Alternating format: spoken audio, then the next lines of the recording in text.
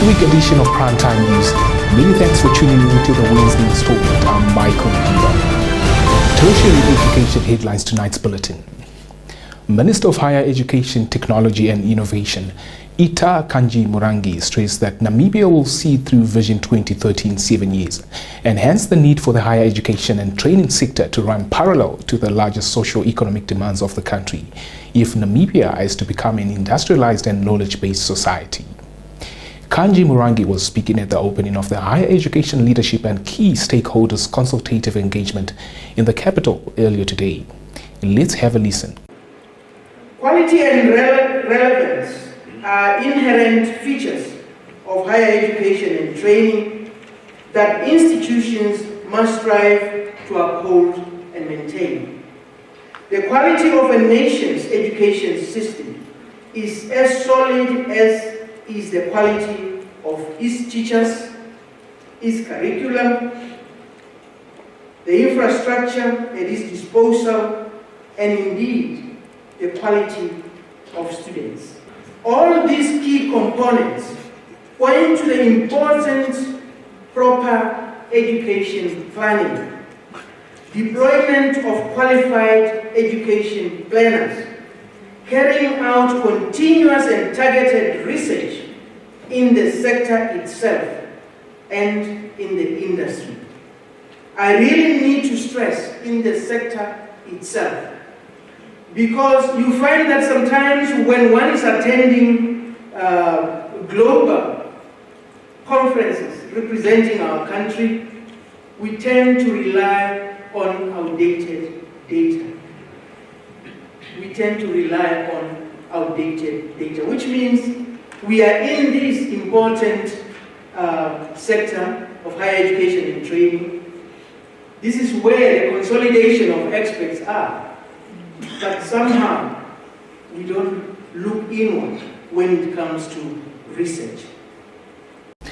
At the same event, Executive Director of Higher Education, Technology and Innovation, Dr. Alfred van Kent, noted graduate and youth unemployment are strategic issues to the Namibian nation, and as a sector, they need to come with solutions to respond to these anomalies. The issue of graduate youth unemployment first, and graduate unemployment. These are issues that are very strategic to the nation. Issues that we as a sector have to come up with solutions. We need to see how best we can deal with these matters. I remember that we discussed the issue of work-integrated learning, entrepreneurship, and all those different issues. How do we use various strategies to really respond to this challenge of youth unemployment? Funding issues are becoming important. We'll have to discuss how do we deal with funding in the country? How do we fund students? All those things, there will be presentations around that. The last issue that I wanted to, the issue of research capacity. Research is very strategic. Are we doing enough in terms of research? Are we collaborating as institutions in the area of research? Do we have infrastructure to support our research activities? So these are the issues that we need to discuss. Turning our attention to the Zambezi region. The 4-day Africa Public Service Day commemoration kicked off at Katima Mlilo in the Zambezi region on Tuesday. Now, the commemoration is a platform to signify and reward good initiatives and achievements in the public sector, as well as to advance values in the areas of professionalism, accountability, ethics, and performance in the delivery of public service. Let's have a listen. In his welcoming remarks, Zambezi Region Governor Lawrence Sampofu called on the public servants and all service providers to work together to devise all means possible, such as to reward excellence, motivate public servants to promote innovation, enhance professionalism, trust and integrity in government. Sampofu noted that in doing so, the nation will move forward to unleash barriers towards the realization of the free trade areas as aspired. This year's commemoration is under the theme The African Continental Free Trade Area will require a fit-for-purpose African administration to succeed and is based on the ambitious trade agreement to form the world's largest free trade area by creating a single market for goods and services across Africa and deepening the economic integration of Africa.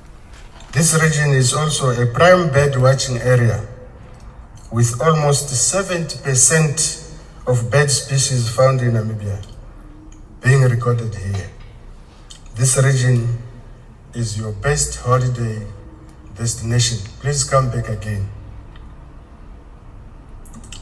After having participated in the 2023 9th Continental Africa Public Service Day in Victoria Falls, Zimbabwe, the governor noted that based on that, Namibia is among the participating members to facilitate the attainment of such ambition.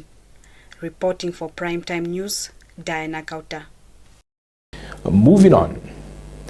Deputy Director of Public Relations in the Office of the Judiciary, Victoria Hango, in a media statement on Monday, revealed the High Court will sit in the Kavango East and Zambezi regions from the 1st to the 31st of August 2023.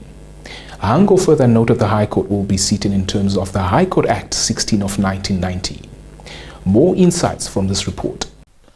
She said the High Court has two designated sittings, the main division which is based in Windhoek and a local division based in Oshakati.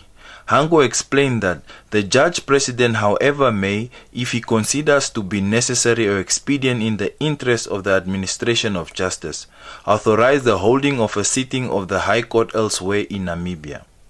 In accordance with this, the Judge President, in consultation with other stakeholders, identified the need for circuit courts in the aforementioned regions in an effort to promote access to justice.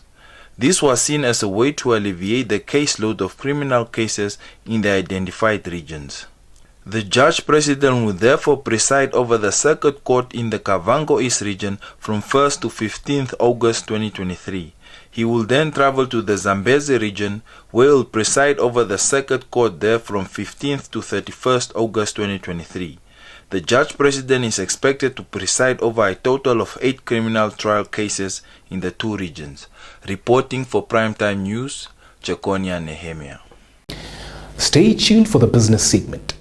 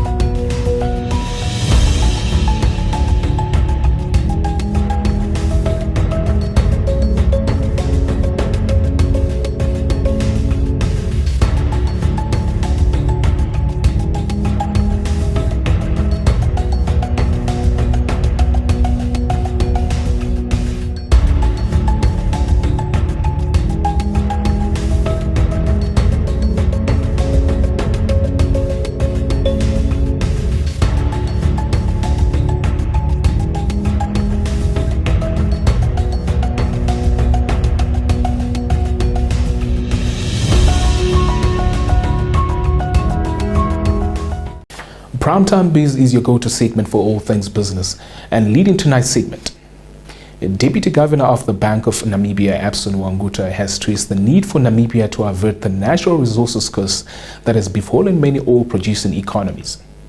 Wanguta made this observation during the 2023 Africa Public Service Day commemoration on Tuesday in Katima Mulilo. More context from this report.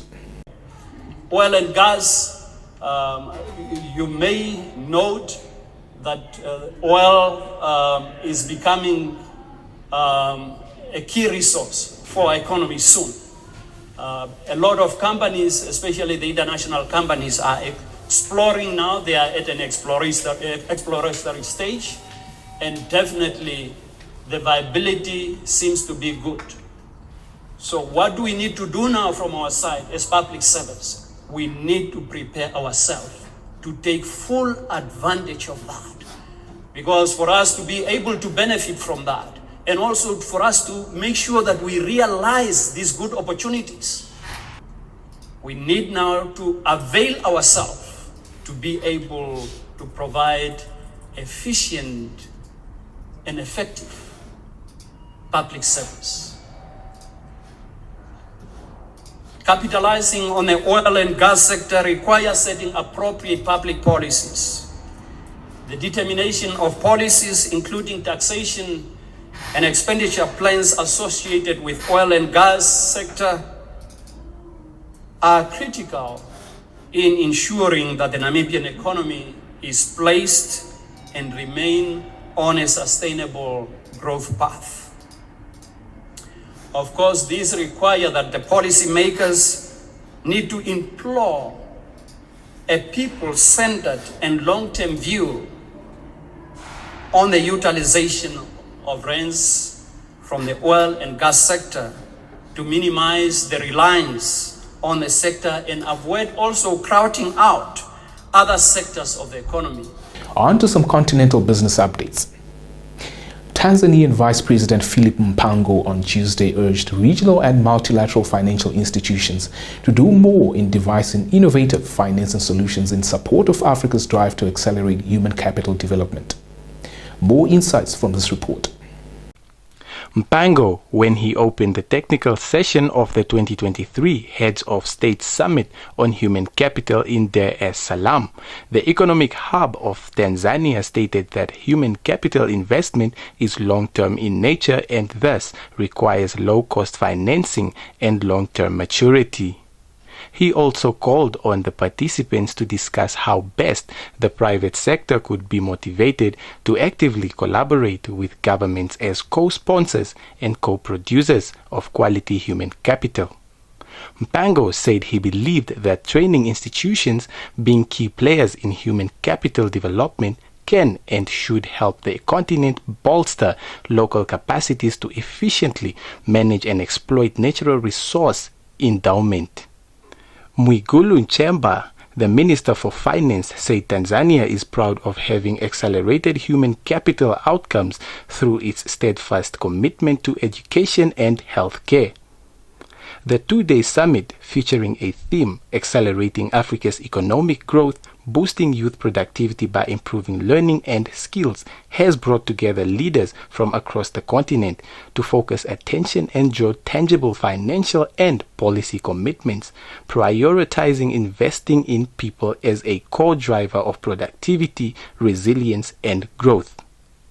Reporting for Primetime News, Ishmael Mukuvonda. That wraps up our top segment for tonight. Stay tuned for the Econ Roundup, but first, we take a look at how the weather is shaping up throughout the country.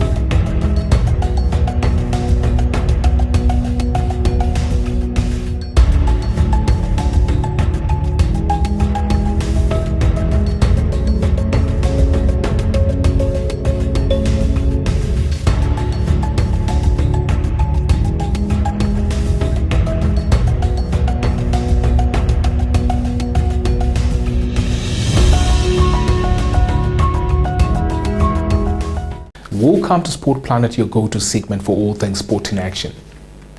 Award-winning national athletics coach Letu Hamola has expressed his elation with Namibia's Paralympic athletes' achievements at the recently concluded World Para-Athletic Championships in Paris, France. Though more work still needs to be done, Mola, as Senior Sports Officer at the Ministry of Sport, Youth and National Service, and the coach of Paralympians Ananias Shikongo, Johannes Nambala, and Lahia Ishitile, guided his athletes to 3 silver medals in Paris, and saw Namibia finishing 43rd from the 168 countries that competed at the championships.